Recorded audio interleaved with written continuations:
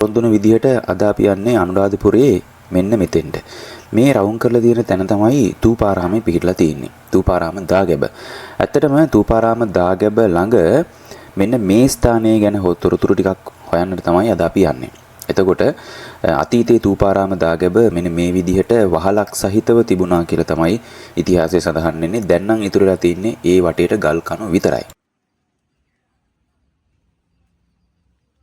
තූපාරාම දාගැබ ගැන ඉතිහාසයේ අපිට සඳහන් වෙනවා දේවානම් පියතිස්ස රජ සමය දක්වා ඉතිහාසය. ඒ කාල සීමාව තුළ තමයි තූපාරාමය නිර්මාණය වෙලා තියෙන්නේ. විශේෂයෙන් බුදුරජාණන් වහන්සේගේ දකුණු අකුධාතුව තැන්පත් කරමින් මේ දාගැබ එදී වුණ බව තමයි ඉතිහාසයේ පිළිගැනීම.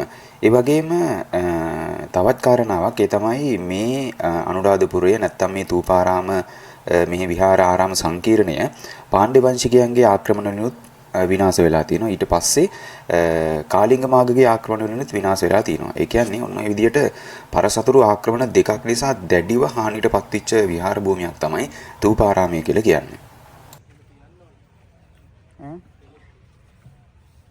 තූපාරාම දාගැබ සමීපයේහි පිළිමගය, ඒ වගේම දාගැබක්, බෝධිගරයක් වගේ ඉදිකිරීම් තුනක් දකින්න පුළුවන්. එතකොට මේ වම් අත පැත්තෙන් අපි මේ දකින්නේ විශේෂයෙන් අපි මුලින්ම යන්නේ ප්‍රතිමා ඝරය නැත්නම් ප්‍රතිමා ගුහාව විදියට හඳුන්වන ස්ථානයට. මේ ස්ථානයට යන්න ප්‍රධානම හේතුව තමයි මෙන්න මේ ගල් උළුවස්සක් සහිත මෙන්න මේ ස්ථානයේ තියෙන ඊටා වැදගත් කාරණාවක් ඔබට පැහැදිලි කරන්නට. මේ ස්ථානය අතීතයේ භික්ෂූන් වහන්සේලාගේ ජල පරිභෝජනයට හැදූ ඊටාම සුවිශේෂී ඊටාම පිරිසිදු ලිඳක් තියෙනවා. ඉතින් මෙන්න මේ ගල් උළුවස්සෙන් ඇතුළට ගියපුවම තමයි අපිට මෙන්න මේ විදිහට ඔය ඉස්සරහින් තියෙන්නේ ඒ ලිඳ. එතකොට මේ ලිඳ ඔබට පේනවද උඩින් කට ප්‍රමාණය පොඩි කරලා තියෙනවා. හැබැයි ඇතුළට කිට්ටු වෙලා බැලුවම මේ පේනවනේ ගල් දාලා අඩි 20ක් විතර ගැඹුරට පැහැදිලිව පේන විදිහට නිල් පාටට වතුර තියෙන විදිහට මේක නිර්මාණය වෙලා තියෙනවා. එතකොට මේ භික්ෂුන් වහන්සේලාගේ ජල පරිභෝජනයට උන්වහන්සේලාගේ විශේෂයෙන්ම පානීය ජල අවශ්‍යතාවය මේකෙන් සපුර ගත්තා කියලා තමයි විද්වත් පිළිගැනීම. ඒත් එක්කම මේ හා සම්බන්ධ කතාන්දර ගොඩක් නිර්මාණය වෙනවා. මෙතනට ටිකක් එහා පැත්තෙන් බසවක්කුලම වැව තියෙනවා. ඒ වගේම මේ චෛත්‍යයේ පිටිපස්සෙනුත් තව කුඩා ප්‍රමාණයේ වැවක් දකින්න පුළුවන්. ජලය ආශ්‍රිතව නාග කියන වචනය බොහොම සම්බන්ධයක් තියෙන බව ඔබ අපි හැමෝම අහලා තියෙනවා. එතකොට මෙතනට සම්බන්ධ ඊළඟ කතාව තමයි මෙතන මේ ගැඹුරට පෙනෙන ලිඳ ඇතුලෙන් නාග ලෝකය හා සම්බන්ධ තොරතුරු සහ ජනප්‍රවාද කතා නොයෙක් කටකතා ගෙතිලා තියෙනවා කියලා අපිට දැනගන්නට අවස්ථාව ලැබුණා. ඉතින් අන්න ඒ ගැන තමයි වැඩිපුර අද අපි කරුණු ඔබට කියන්නට සූදානම් වෙන්නේ.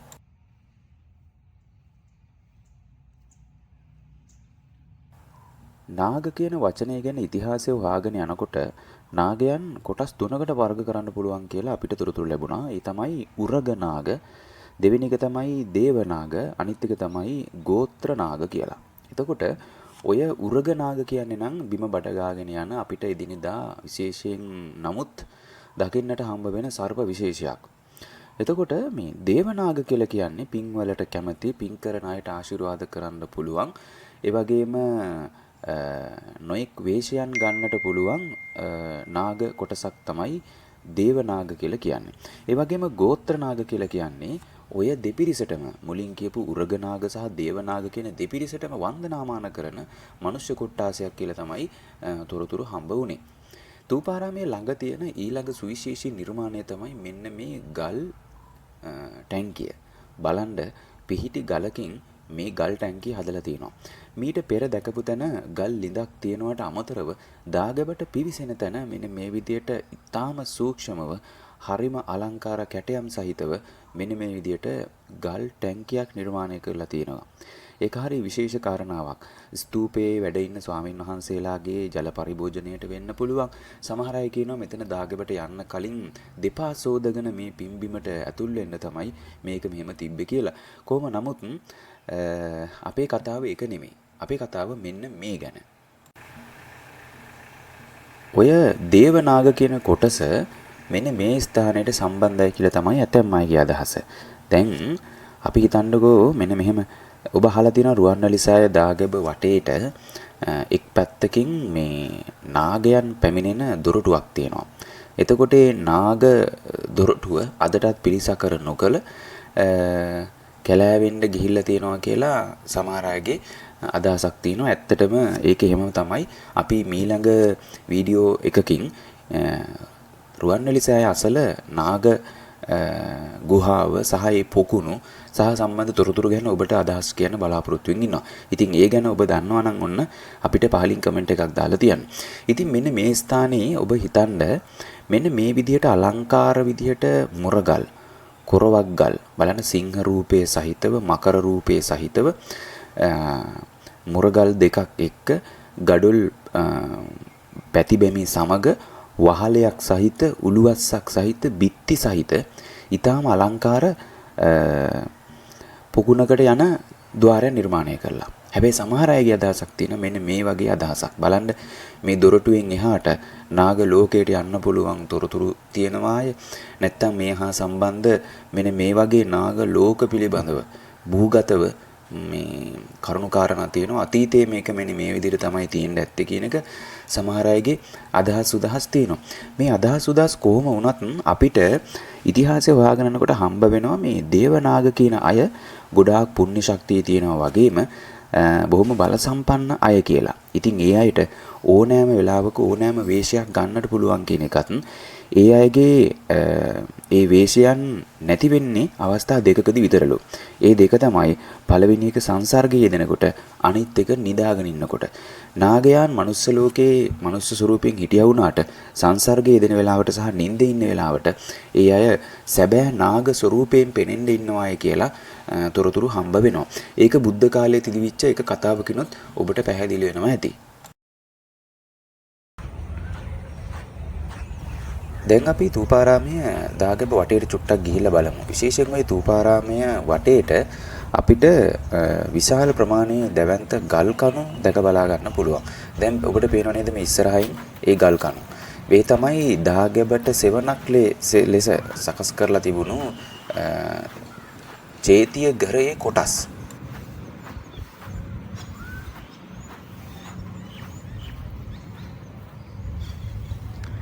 තූපාරාමයේ වටේට ගල් කණු හිටවල තිබිලා තියෙනවානේ. ඒ ගල් කණු හිටවල තිබිලා තියෙන්නේ ඔය තූපාරාමයට තිබිලා තියෙනවා ගෙයක්. ඒකට කියනවා වටදාගය කියලා. ඉතින් චෛත්‍ය වට කරලා හදපු ගේ වටදාගය. ඒ වටදාගය හදපු ගල් කණු වල ඉහළ කොටස තමයි මේ තියෙන්නේ.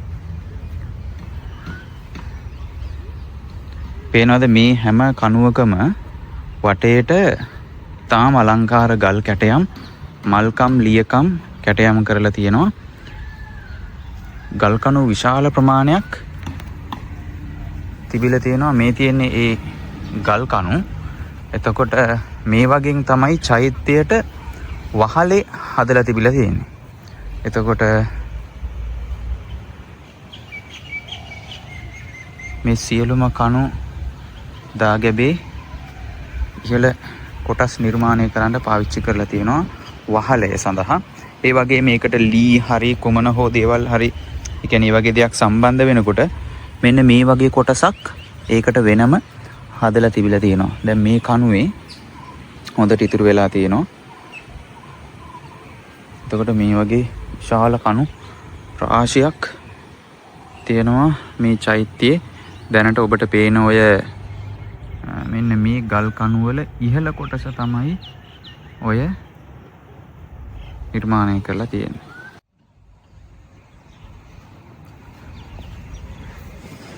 එතකොට මෙන්න මේ ස්ථානෙත් ඔබට පේනවනේ.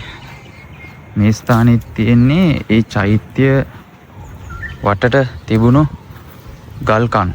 එතකොට ඒ වගේ මල් කැටයම් සමහර විට වාමන රූප දකින්න පුළුවන්. දැන් මේ වගේ තියෙන්නේ වාමන රූප. මේ ස්තම්භයේ උඩ කොටස.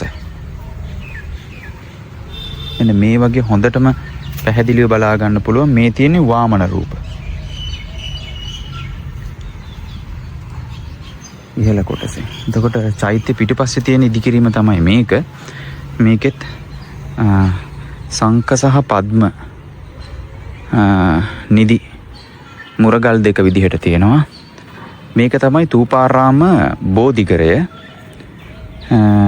මේට පෙර ගල් ගරාදි වැටය හඳුනු ලබන මෙම ස්ථානය ථූපාරාමේ බෝධිගරය ලෙස හඳුන්වනවා කියලා මෙන්න මෙතන සඳහනක් තියෙනවා. එතකොට බෝධිගරය කියලා කියන්නේ බෝධීන් වහන්සේ මැද සිටුවලා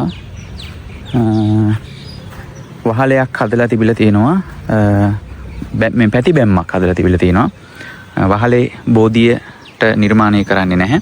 එතකොට මේ ඔන්න දැන් මෙතනින් ථූපාරාම දාගැබ, ඊට පස්සේ ඊට එහා පැත්තේ තමයි අපි අර මුලින් දැකපු පිළිමගය තියෙන්නේ. පිළිමගය දාගැබ, ඊට පස්සේ බෝධිගරය. බෝධිය වටේට තිබුණු ප්‍රාකාර බැම්ම තමයි මේ තියෙන්නේ. බෝධිය රෝපණය කළ ස්ථානය තමයි මේ රවුමට පිහිටලා තියෙන්නේ.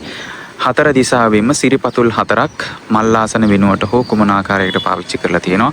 ඒ වගේම ඇතුල් වෙන තැන තාම අලංකාර කැටයම් සහිත මුරගල් දෙකක් අපිට මෙතනදී බලා ගන්න පුළුවන්.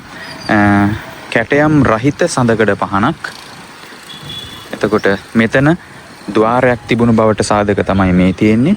මේකේ වටේ තියෙන බිත්තිය බැමි භාගයකට තමයි හදලා තියෙන්නේ. බෝධිගරය හදලා තියෙන හේතුව තමයි අවුවෙන් වැස්සෙන් පින්නින් වන්දනාකරුවන්ට බේරිලා පහසුවෙන් වන්දනා කරන්න වනසතුන්ගෙන් ආරක්ෂා වෙන්න තමයි මෙහෙම ප්‍රාකාරයක් වටේට බැඳලා මැද බෝධීන් වහන්සේ රෝපණය කරලා තියෙන්නේ.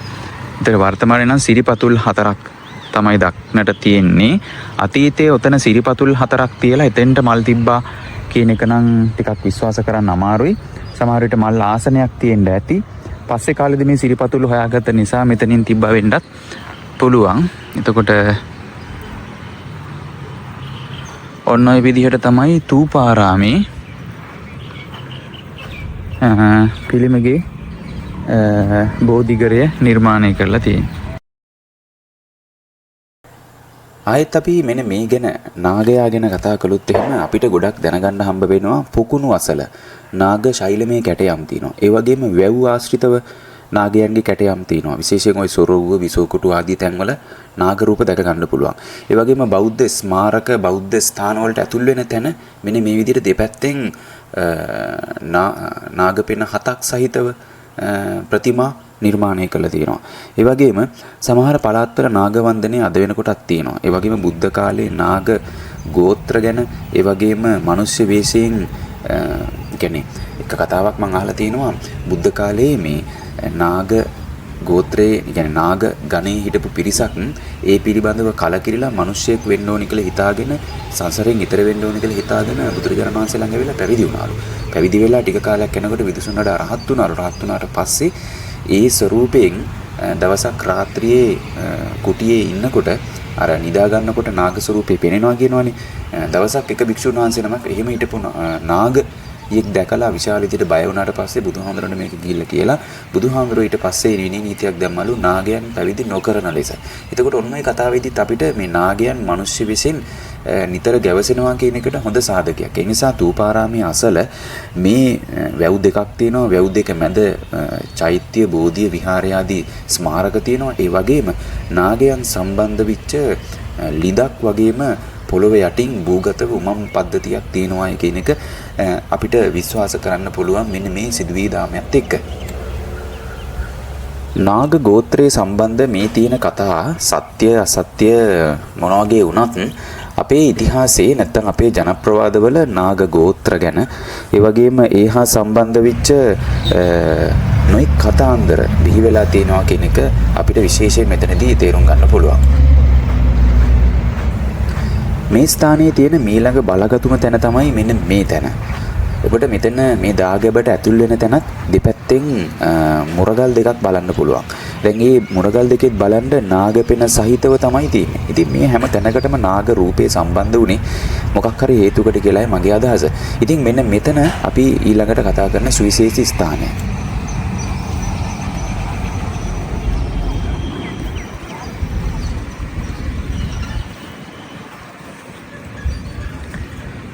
මේ ඉස්සරහා තියෙන්නේ පාද ලාංඡන ස්තූපය කියලා හඳුන්වන දාගැබ. තදලස් දාගැබ ලෙසින්ද හඳුනන මෙම ස්තූපය සහිත භූමිය ලක්දිවට වැඩම කළ සිව් බුදුවරුන් කපුසඳ කෝණාගම කාශ්‍යප ගෞතම ආදී සිව් බුදුවරුන් මෙම ස්ථානයේදී අහසට පැන නැගුණු බව විශ්වාස කරනු ලැබේ. ලජ්ජිතිස්ස රජු විසින් කරන ලද ස්තූපය ලෙසද විශ්වාස කරනු ලැබේ. සිව්වන මිහිඳු රජු විසින් මෙම දාගැබ යලි ප්‍රතිසංස්කරණය කරන තියෙනවා. එතකොට තූපාරාමය සමීපයේ තියෙන තව සුවිශේෂී දාගැබක්. මෙතෙන්ට එන බොහෝ සැදැහැවතුන් තූපාරාමයේ ප්‍රධාන දාගැබ වැඳලා යනවා. නමුත් මෙන්න මේ බලගතු ස්ථානය ඒ අයට මගහැරෙනවා. ඉතින් මේ ස්ථානය තමයි සිව් බුදුරජාණන් වහන්සේලා අහසට පැන නැගී මහා ප්‍රාතිහාරය පාන ලද, ඒ වගේම සිව් බුදුවරුන් ආපසු දැන් ලක්දිවට වැඩම කළ පසු වැඩම කළ සිව් බුදුවරුන් ආපසු වැඩම කරවීමේදී මෙම ස්ථානයෙන් තමයි අහසට පැන නැගලා තියෙන්නේ. ඒ කියන්නේ ලංකාවට වැඩම කළ මේ සිව් බුදුරජාණන් වහන්සේලා නැවත ලංකාවෙන් වෙනත් විදේශ රටකට වැඩම කරවනකොට ඉරිදි ප්‍රාතිහාරය පාමින් මේ ස්ථානයේ ඉඳලා තමයි උන්වහන්සේලා අහසට පැන නැගී ඉරිදියෙන් වැඩම කරලා තියෙන්නේ. එතකොට බොහොම බලගතු ස්ථානයක් තමයි මේ තූපාරාම සෑම මළුවේ තියෙන මෙන්න මේ දාගැබ. පාද ස්පර්ශ කරන ලද ස්ථානයේ හැටියට මේක හඳුන්වලා තියෙනවා. එහෙමනම් මේ වගේ ඓතිහාසික සිද්ධාස්ථාන වගේම ජනප්‍රවාද කතා ගොන්නක් එක්ක නැවත හැමෝම බලාපොරොත්තුෙන් අදට අපි සමුගන්නවා. ඉතින් ඔබේ අදහස් ටිකක් අපිට පහලින් කමෙන්ට් කරන්න අමතක කරන්න එපා. ආයුෂ බොහෝ වේවා ඔබගේ.